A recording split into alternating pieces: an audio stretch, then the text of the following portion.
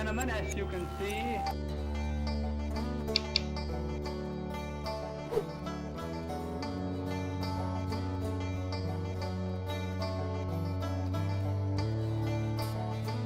E aí, descobriu o erro?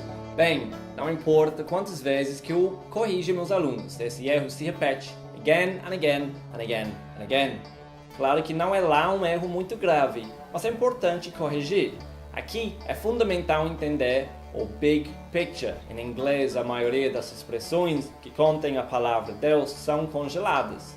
Quer dizer, a frase não muda, você não conjuga o verbo, a frase vem pronto para usar, é só colocar a expressão e depois acrescentar a ideia. Esse erro acontece pelo hábito de se falar graças. Vem naturalmente esse este. Mas, para falar certo, é só quebrar esse hábito. Bora falar inglês? So let's start this video by looking then at the meaning of this idiomatic expression, thank God.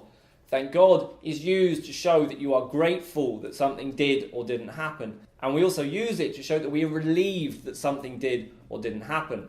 Now, you don't necessarily have to believe in God to use this expression, and it's extremely commonly used in English. Let me give you two examples. Last week, a couple of friends of mine were involved in a bit of a nasty traffic accident. Thank God no one was hurt. Second example, on our way to the wedding, the traffic was horrendous. Thank God though, we got there on time. Synonyms, synonyms, synonyms. If you don't want to use the word God, then you can swap it for other words. We can say, thank heavens that we arrived there on time. We can say, thank goodness no one was hurt. We can even say, I thank my lucky stars. Also, you might hear another version in films which is extremely informal. It's a four-letter word, begins with F, finishes in K, rhymes with luck, you know the word. Sometimes you might hear the use of that word in place of God. Also, by the way, sometimes we use this expression sarcastically. For example, thank God little Jimmy, that loud and obnoxious child of yours, didn't hurt himself when he was chasing my cat. So, that's how we use this idiomatic expression. But I hear you say, Mr. Teacher, I'm pretty sure that I've heard the use of thanks in a sentence in English. Well, you're right, there are other places where you'll see the word thanks. The most obvious place that you'll see it is when it's used as the verb to thank somebody for something. So, if I'm speaking about somebody else, I can say, my grandmother thanks God for her good health.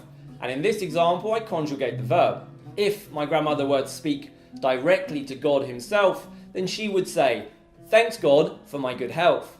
And if she were to write that, she would have to say, thanks, comma, God. Also, quick point to remember, when you use this verb to thank somebody for something, if the something is a verb, then you're going to have to make the verb ing. So, thank you for coming to watch this video.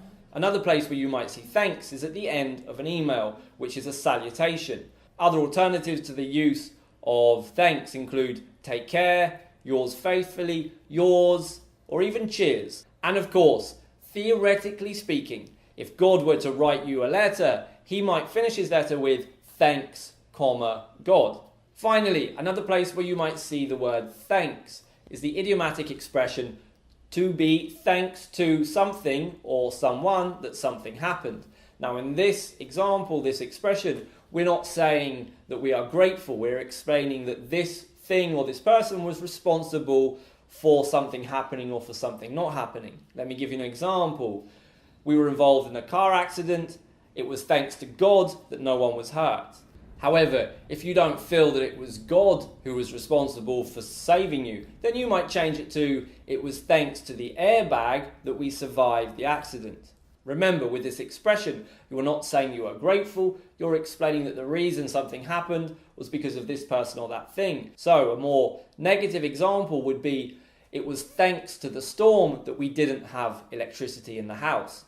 In this case, I'm not saying that I'm grateful, I'm explaining that that was the reason for no electricity. And of course, this expression can be reduced to thanks to the storm, we didn't have electricity for 4 days. So that wraps up this video looking at the word thank or thanks in different sentences in English. If you fancy learning a few more expressions, then continue watching and I'm going to give you 6 different expressions that use the word God. Expression number 1, God bless you. Exactly like thank God, we don't conjugate the verb. It's not God blesses you, it's God bless you. And from my own personal experience, we reduce it just to bless you. When do we use it? We use it when someone sneezes. What is a sneeze? Achoo! Second expression is God forbid that something happens. Now, we use this expression to say that we really hope that something doesn't happen. For example, God forbid my camera fall off the stand here, I don't have money to buy another one.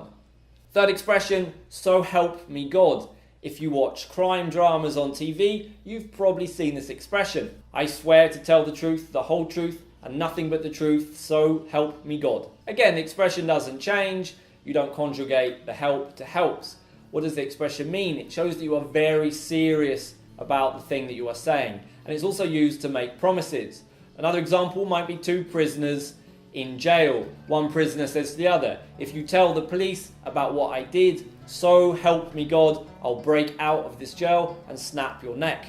A very serious threat. Number 4, oh my God, sometimes written as OMG. You use this as an interjection to show surprise or shock. Number 5, God damn it, another interjection used to show annoyance or anger at something. Be careful, some Christians take this as an offense. Finally, expression number 6, God help somebody. We use this to show that we are very worried about somebody who is in a very dangerous or precarious situation. For example, God help anyone who is out in this storm tonight. You are showing that you are worried about anyone involved in that situation. So, that's the end of today's video. Eu espero muito que esse vídeo tenha sido útil para você e lembre-se que lá embaixo você encontra o link para fazer o download do PDF complementar. Tchau!